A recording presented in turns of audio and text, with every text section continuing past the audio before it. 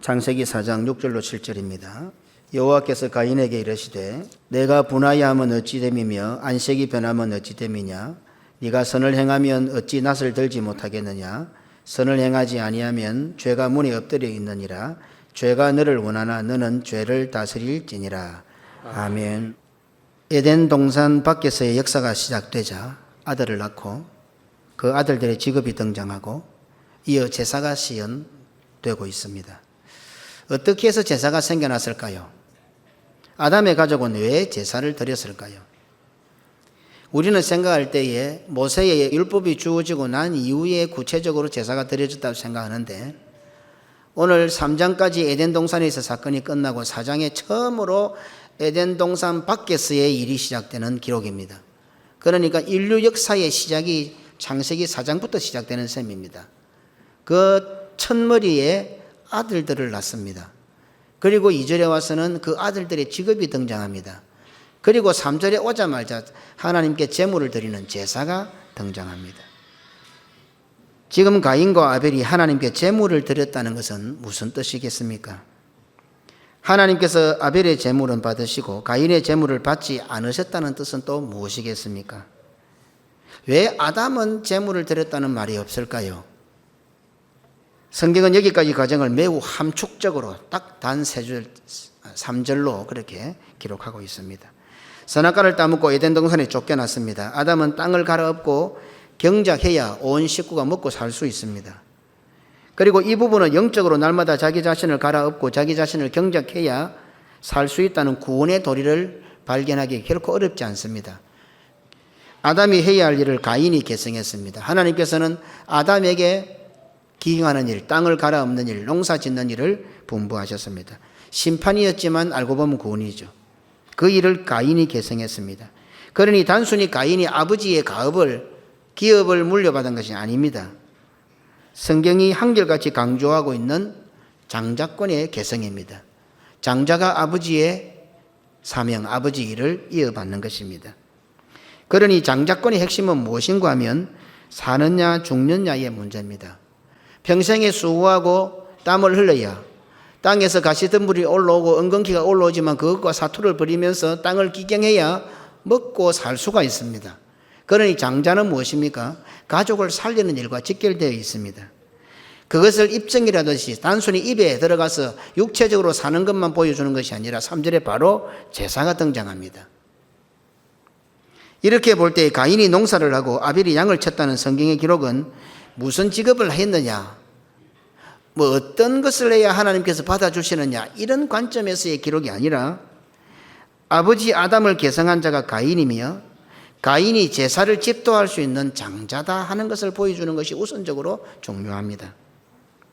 그러니 장자의 사명은 제사로 이어지고 있습니다. 아담이 땅을 경작하는 일은 온 식구가 먹고 사는 문제입니다. 그러니 그 일을 장자 가인이 계승했습니다. 이제 장자된 가인은 농사하는 자라 하는 이 말은 아버지의 뒤를 이어 장자인 가인이 식구들의 먹는 것, 식구들의 사는 것, 생계를 책임져야 한다, 이런 뜻이 있습니다. 그리고는 제사가 등장합니다.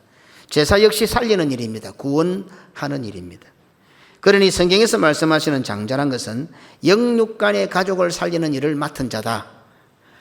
영적으로 살리는 일, 제사 문제, 육체적으로 먹고 사는 문제, 영육간에 살리는 일에 대해서 책임을 맡은 자가 바로 장자다, 이런 뜻이 이 속에 포함되어 있습니다.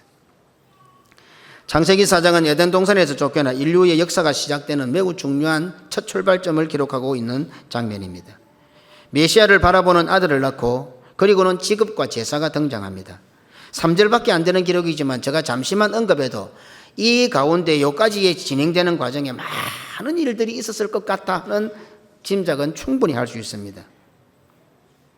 장자권은 제사를 주관하는 것으로 나타나고 있습니다. 그렇다면 어떻게 제사가 생겨났을까요?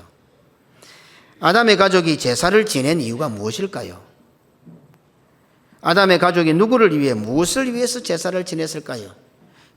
이 땅에 존재한 인류 중에, 사람들 중에서 하나님께서 계시는 에덴 동산을 직접 경험한 사람은 아담과 하와뿐입니다. 그런데 아담의 가족이 에덴 동산에 쫓겨나서 하나님께 제물을 드립니다. 제사를 드립니다. 더 재미있는 것은 아담이 제사를 드린다고 하지 않고 가인이 제사를 드린다고 성경은 기록하고 있습니다.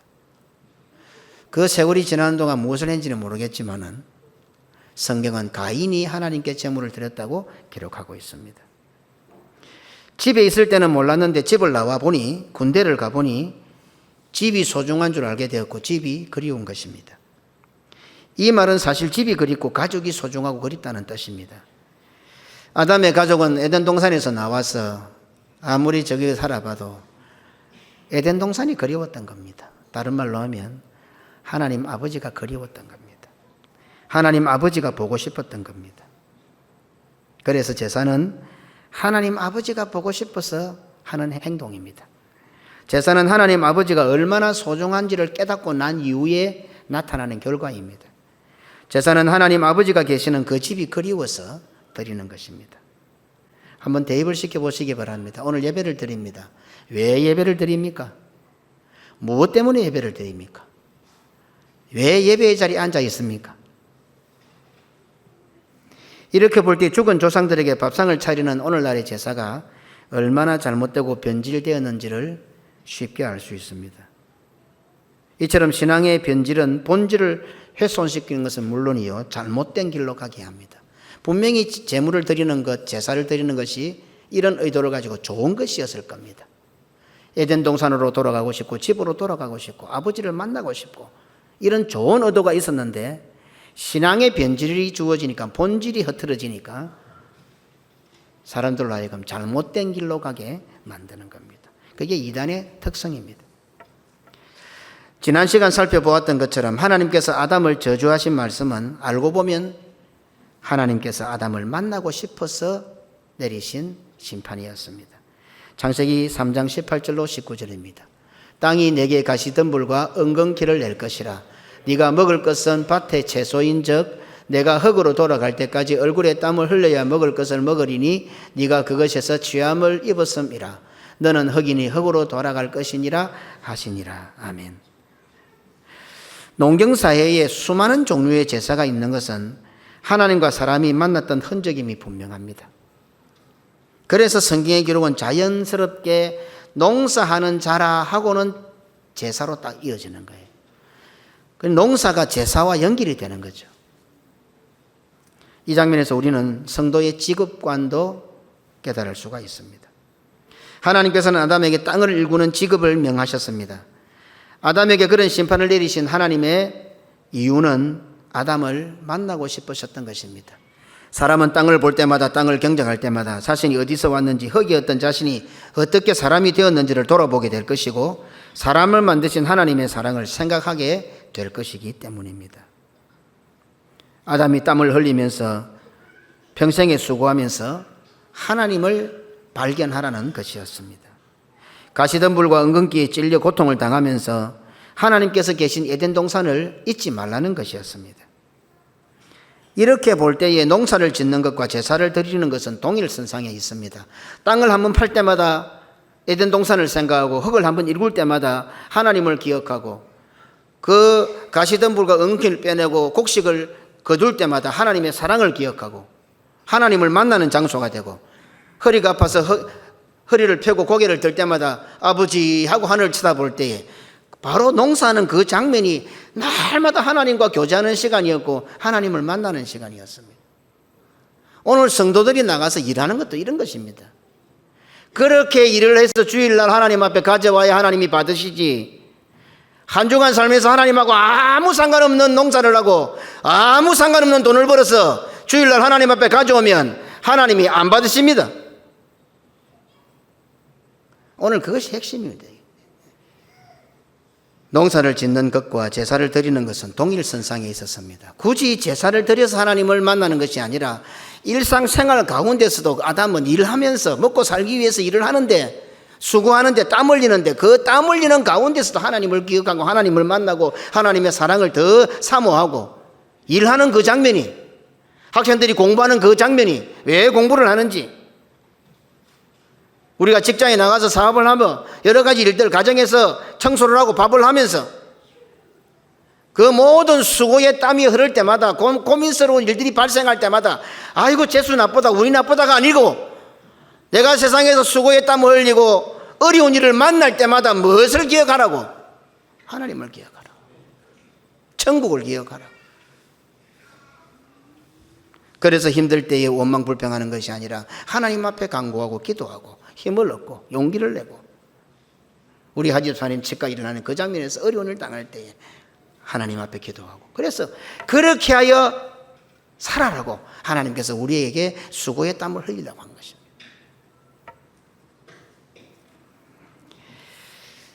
그런데 성경은 그런 의미의 제사를 세월이 지난 후에 4장 3절에 첫머리에 그렇게 말씀하고 있습니다. 농사나 제사나 다 하나님을 만나는 현장이고 하나님을 그리워하는 것이 목적입니다. 그리고 하나님의 사랑을 확인하고 나도 하나님 사랑하겠다고 고백하는 그것이 목적입니다. 그런데 성경은 세월이 지난 후에 하나님 앞에 제물을 드렸다, 세월이 지난 후에 제사를 드렸다라고 기록하고 있습니다. 2절에서 형제들의 직업을 기록하면서 동생 아벨을 먼저 앞세웠습니다. 하지만 3절에 와서 세월이 지난 후에 하나님 앞에 제물을 드릴 때는, 제사를 드릴 때는 가인을 먼저 언급합니다. 제사는 장자권과 연결되기 때문입니다. 성경의 기록만으로도 하나님께서 말씀하시고자 하는 의도를 쉽게 우리가 발견할 수 있습니다. 상식적으로도 형 가인이 먼저 나와야 되는데 동생 아벨부터 등장하고 있습니다. 왜 세월이 지난 후에 제사를 드렸을까요? 생각보다 많은 문제가 있었던 것 같습니다. 하나님께서 농사하라고 하신 목적이 변질된 것입니다. 하나님께서 아담에게 무슨 의미에서 땅을 기경하고 무슨 의미에서 농사를 지으라고 말씀하셨는데, 이제 수확을 거두고 먹고 살고 하다 보니까 하나님 생각하는 것보다는 어떻게 하면 소출이 많아지고 어떻게 하면 좀 더 많이 먹고 어떻게 하면 좋은 것을 먹고 어떻게 하면 잘 살까, 변질이 오기 시작한 겁니다. 하는 일에 대한 목적이 상실되고, 그 하는 열매들을 바라보면서 어떻게 하면 좀 더 편하게, 어떻게 하면 수고하지 않고, 어떻게 하면 땀 흘리지 않고, 어떻게 하면 엉겅퀴와 가시등불이 없는 곳에서 이런 노력을 하다 보니까 하나님을 생각하는 것이 자꾸 변질되고 없어지기 시작하는 거예요. 세월이 지난 후에 이렇게만 보아도 하나님께서 가인의 제사를 받지 않으신 이유를 쉽게 발견할 수가 있습니다. 가인의 제물을 받지 않으신 하나님께서는 가인을 찾아오십니다. 그리고 하나님께서는 가인의 반응에 대해 질문을 하십니다. 가인아, 무엇 때문에 분노하노? 가인아, 왜 네 얼굴이 색깔이 바뀌었노? 안색이 변했노? 하나님께서 먼저 물으십니다. 무엇 때문에 안색이 변했으면 왜 화를 내고 있느냐고 물으십니다. 창세기 4장 6절입니다. 여호와께서 가인에게 이르시되 내가 분하여 하면 어찌 됨이며 안색이 변하면 어찌 됨이냐. 아멘. 그런데 문제는 뭡니까? 가인이 한마디도 못합니다. 하나님께서 물으시는데 분노하고 얼굴이 붉으락 푸르락 했으면 할 말이 많을 것 아닙니까? 혹시 지금 교회 생활을 하면서 분노가 치밀어 오르고 안색이 변하는 경우는 없습니까? 우리가 교회 생활을 하면서 지금 이 시간에 이 신앙생활 때문에, 교회 생활 때문에 분노가 치밀어 오르고 안색이 변하여 있는 분은 없습니까? 그래서 교회만 오면 앉기만 하면 그래 할 말이 많습니까? 만약 이 시간 하나님께서 가인을 찾아가셔서 물으셨던 것처럼 하나님께서 나를 찾아오셔서 내가 지금 분노하고 내가 얼굴이 울그락 푸르락 뭐 안색이 변화해 있는데 분기탱천해 있는데 하나님께서 만약에 나를 찾아서 아무개야 니 왜 그러노? 왜 화가 나는데? 왜 얼굴이 안색이 변했노? 이래 물으시면은 혹시 대답할 말이 있습니까? 오늘 묵상해 보시기 바랍니다.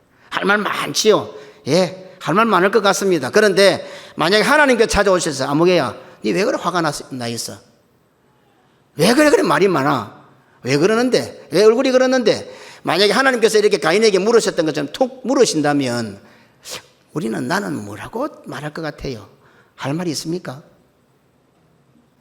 할 말이 있을 것 같습니까?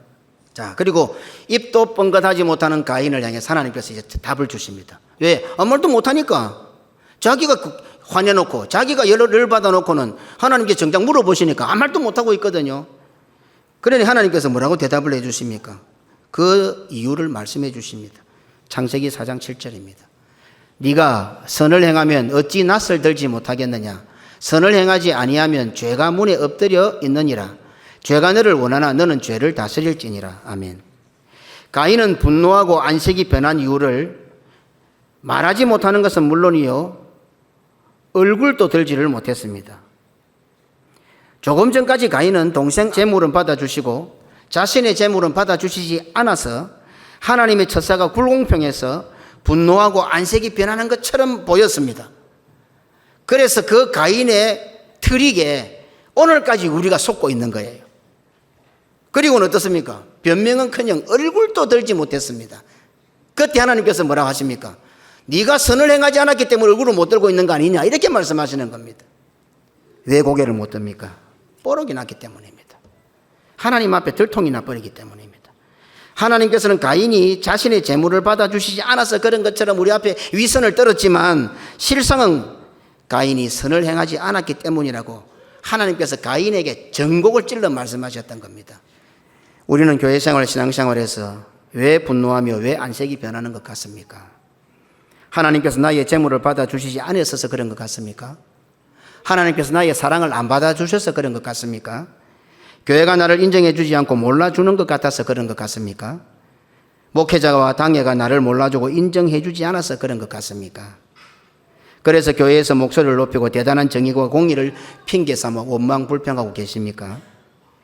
오늘 이 말씀을 통해서 자신의 상태를, 자신의 신앙 상태를 정확하게 아시기를 바랍니다. 하나님께서는 그 이유를 다음과 같이 말씀하십니다. 한 번 더 읽어볼까요? 창세기 4장 6절로 7절입니다. 여호와께서 가인에게 이르시되 네가 분하여하면 어찌 됨이며 안식이 변하면 어찌 됨이냐. 네가 선을 행하면 어찌 낯을 들지 못하겠느냐. 선을 행하지 않으면 죄가 문에 엎드려 있느니라. 죄가 너를 원하나 너는 죄를 다스릴지니라. 아멘. 가인은 마치 하나님께서 자신의 재물을 받아주지 않아서 분노하고 안식이 변한 것처럼 트릭을 썼습니다. 얼핏 보면 하나님께 문제가 있어 보입니다. 그래서 오늘날까지도 많은 성도들이 가인에게 속아 넘어가고 있습니다. 교회에서 원망하고 불평하는 사람들의 공통된 주장이 무엇입니까?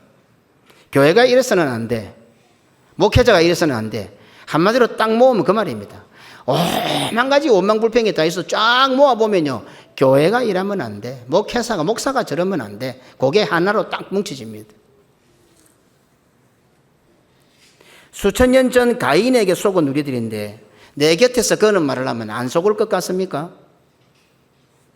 지금 가인은 누구한테 지금 원망합니까? 하나님께 원망하고 있어요. 그렇잖아요. 하나님께 원망했는데도 그 하나님께 원망한 가인의 원망에 오늘 수천 년이 지난 오늘까지도 수많은 성경의 해석자들도 그걸 잘 풀지 못할 정도로 난제로 지금 우리에게 남겨져 있는 거예요. 그러면 가인에게도 속는 우리인데 신앙생활하고 교회생활하면서 내 옆에 사람이, 나를 잘 아는 사람이, 나하고 친한 사람이 원망하면 안 속아 넘어가겠어요?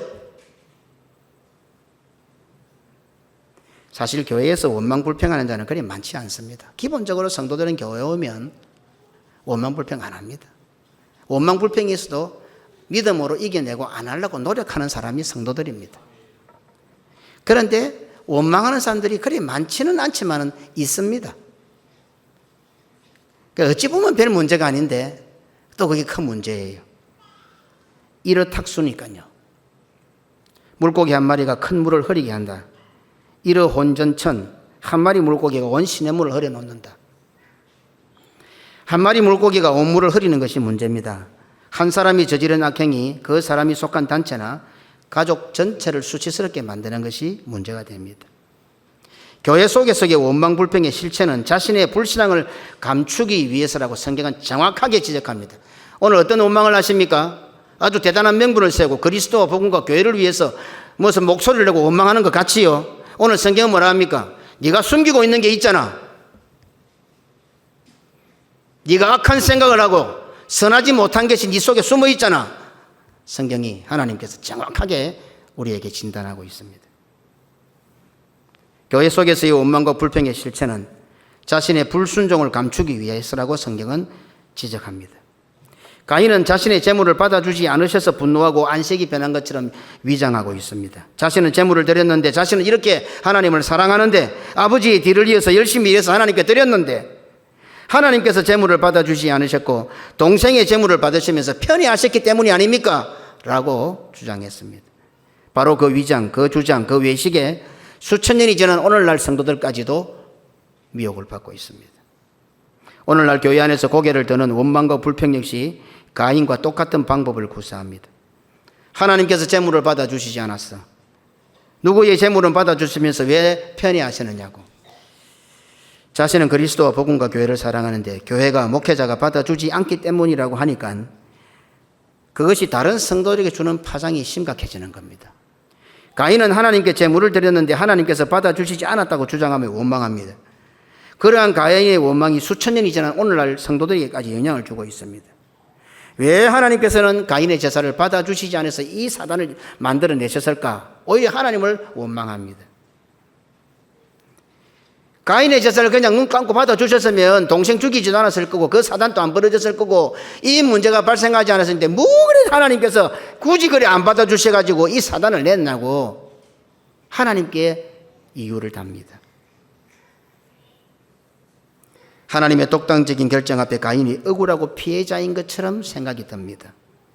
그래서 오늘날 의외로 많은 신학자들이 가인을 옹호합니다. 기가 차지요. 가인을 옹호해요. 하나님께서는 가인의 가면을 외식을 정확하게 벗겨주셨습니다. 가인이 억울한 듯이 분노하고 안색이 변한 것 같지만 하나님께서는 가인을 찾아오셨습니다. 참 하나님의 사랑을 발견하는 대목입니다. 다 아시잖아요. 안 물어도 되잖아요. 하나님은 가인을 다 아시는데 그러면서도 불구하고 가인에게 기회를 제공합니다. 자신이 선을 행하지 않아서 고개를 들지 못하다가 세월이 지나도록 하나님을 잊어버리고 살아 고개조차 들지 못하는 삶을 살다가 어느 날 갑자기 문득 제물을 드렸어요. 가인은 땅을 한번 갈고서는 고개를 들고 하나님을 바라보아야 했습니다. 수고의 땀방울이 뚝뚝 떨어질 때에 허리가 아파 왜 내가 이런 고생을 해야 되지? 그럴 때 아버지에게 들었던 에덴 동산의 이야기를 들으면서 아버지 엄마가 선악과 따먹었던 사건을 그 이야기를 기억하면서 고개를 들고 허리를 펴서 하나님하고 부르짖어야 했었습니다. 그런데 가인은 그래 못했던 거예요. 세월이 지나는 동안에 농사 짓는 일에 대가리를 쳐박고 살았던 거예요. 막 그게 단 줄 알고. 오늘 그래 사는 분들 많죠. 선악과 따먹은 죄를 왜 하나님께서 선악과를 만드셨냐고 뒤집어 씌우는 것처럼 오늘 우리가 교회에서 원망하는 것들은 대부분 그런 것들입니다. 성경 그렇게 우리에게 지적하고 있습니다. 자신이 선악과를 따먹은 불신앙과 죄는 온데간데 없고 왜 하나님께서 선악과를 만드셨습니까? 라고 원망하는 것과 똑같다 이 말입니다. 억지를 부리는 거죠. 하나님의 영광을 위해서 말입니다. 그리스도 복음과 교회를 위해서 말입니다. 선교를 위해서 말입니다. 착각하지 마십시오. 하나님께서는 그런 주장을 하는 자들에게 정확하게 이 시간 말씀해 주십니다. 네가 선을 행하면 어찌 낯을 들지 못하겠느냐. 선을 행하지 아니하면 죄가 문에 엎드려져 있느니라. 하나님께서 재물을 받아주지 않아서 분노하고 안색이 변한 것처럼 하지만 실상은 선을 행하지 않았기 때문입니다. 하나님께서는 선을 행하지 않으면 죄가 문에 엎드린다고 말씀하셨습니다. 그러니 이제 하나님께서 왜 가인의 재물을 받지 않았을까 하는 답은 나와버렸습니다. 그렇죠? 선을 행하지 않았기 때문입니다. 자, 이 정도면 우리겠습니까? 그냥 상식적으로도 아버지한테 막 속이고 거짓말하고 오만 짓을 다 하다가 정작 아버지한테 딱 들켰어요. 현장에서 막 빨갛게 났어요. 이놈아 봐라. 그러면 아들이라고 한다면 자식이라고 한다면 기본적으로 어떻게 해야 되겠어요? 잘못했습니다. 아무리 망나니 같은 새끼도 아버지한테 딱 들키면 어떻게 해요? 아버지 잘못했습니다. 엄마 잘못했습니다. 안 합니까? 오늘 성도들은 그것도 안 한다. 그것도 안 해. 가인은 했습니까? 안 했습니까? 가인의 결과를 보면 알잖아요. 사람이 아니잖아요. 그냥 단순한 우리 부모가 아니잖아요. 하나님이시잖아요. 그런데 가인의 다음 행보는 우리가 너무도 잘 압니다. 가인의 다음 행보를 보면 오늘 이 말씀을 듣는 성도들 우리들도 그 다음 행보가 어떻게 될지 끔찍한 거예요. 불안한 거예요. 설교를 하면서도 그런 불안감이 있는 거예요. 말씀을 듣는 성도들이 하나님 잘못했습니다 하고 엎드리고 아버지의 품에 안기는 사람이 과연 몇 명이나 될까? 전부 다가 가인처럼 살인자가 되지는 않을까 하는 걱정이 있는 거예요. 목사 앞에, 목사 마음에.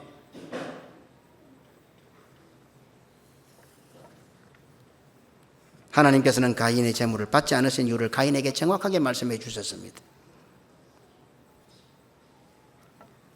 가인은 동생의 재물을 받아주시고 자신의 재물을 받아주시지 않는 하나님께 문제가 있는 것처럼 외식했습니다. 그리고 오늘날까지 우리는 속아 넘어가고 있습니다. 엘리압은 다윗에게 분노했습니다. 사무엘상 17장 28절입니다. 큰형 엘리압이 다윗이 사람들에게 하는 말을 들은지라 그가 다윗에게 노를 바라여 이르되 네가 어찌하여 이리로 내려왔느냐 들에 있는 양들을 누구에게 맡겼느냐 나는 네 교만과 네 마음의 완악함을 아노니 네가 전쟁을 구경하러 왔도다. 어찌 보면 집에 있는 아버지 양을 걱정하는 것 같아요. 어찌 보면 이 철부지한 소년 다윗이 전쟁에 와서 지금 구경에 나오는 것처럼 이렇게 걱정하는 큰형님의 말 같아요. 그런데 어떻게 합니까? 분노합니다. 분노. 가인의 이 분노. 그런데 엘리압 말이 하나도 틀린 게 없다는 게 문제입니다. 좀 틀리면은, 좀 문제 갖고 틀리면은 우리가 그 엘리압의 말이 안 넘어가겠는데 엘리압 하는 말이 맞거든. 이게 문제라는 거예요. 제자들은 분개합니다. 마태복음 26장 7절로 9절입니다. 한 여자가 매우 귀한 향유 한 옥합을 가지고 나와서 식사하시는 예수의 머리에 부으니 제자들이 보고 분개하여 이르되 무슨 의도로 이것을 허비하느냐 이것을 비싼 값에 팔아 가난한 자들에게 줄 수 있었겠도다 하거늘.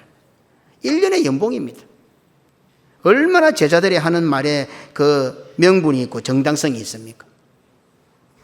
그러니까 교회에서 원망과 불평이 터져 나올 때는 다윗처럼 사는 사람은 잘못하는 것 같아요. 이 여인처럼 향유 옥합을 깨트려서 예수님 머리에 부은 이 여인처럼 하는 것이 미련하고 잘못된 것 같아요.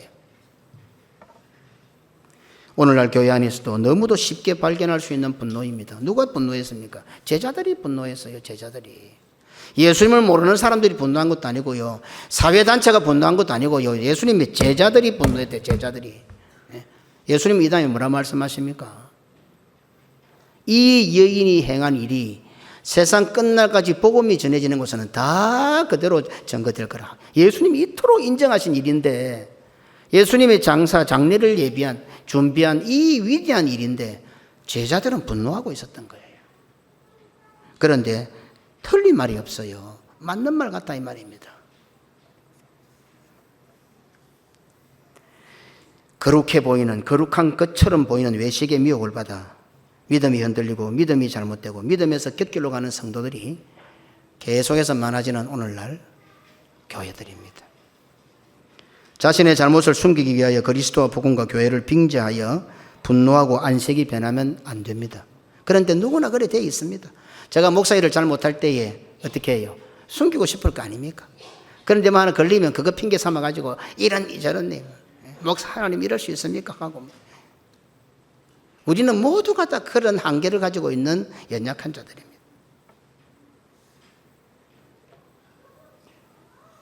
문제는 뭡니까? 그렇게 분노하게 될 때에 내 안색이 변하면 곁에 있는 사람들한테도 영향을 준다는 겁니다. 오늘 성경은 그것을 지적하고 있는 거예요. 우리가 어떤 일이 있어도 자신의 불신앙과 자신의 잘못을 숨기기 위하여 하나님의 이름을 거론하고 교회의 이름을 거론하고 그리고 하나님이 마치 잘못하는 것처럼 교회가 뭔가 문제가 있는 것처럼 목회자가 뭔가 잘못하는 것처럼 그렇게 주장해서는 안 됩니다. 그리고 옆 사람이 그런 원망과 불평에 그런 분노와 안색이 변하는 것에 속아서 믿음의 행보를 중단해서도 안 됩니다. 아주 중요한 문제고 어찌 보면 아주 쉬운 문제고 아주 어려운 부분입니다. 하나님 앞에서 낯을 들지 못하는 자신의 불신앙의 삶을 교회와 예배를 핑계 삼아 분노하고 안색이 변하는 외식을 내려놓고 자기를 부인하며 날마다 자기 십자가를 지고 예수님을 쫓는 아름다운 성도의 삶을 살아가는 성도들이 되시기를 주님의 이름으로 축원합니다. 아멘.